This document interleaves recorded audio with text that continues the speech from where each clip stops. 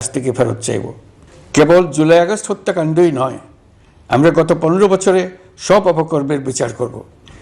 এই বিপ্লবী আহত হয়েছে 19,931 জন।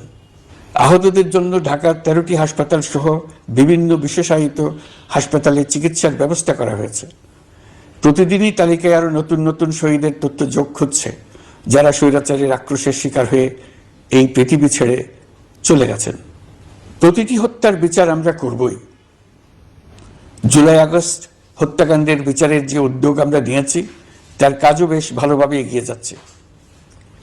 প্রথিত স্বৈরাচার শেখ হাসিনাকেও আমরা ভারতের কাছ থেকে ফেরত চাইব। কেবল জুলাই আগস্ট হত্যাকাণ্ডই নয়, আমরা গত 15 বছরে সব অপকর্মের বিচার করব। অসংখ্য মানুষ গুম হয়েছে, খুন হয়েছে। এই সময় আমরা গুমের তদন্তে একটা কমিশন গঠন করেছি।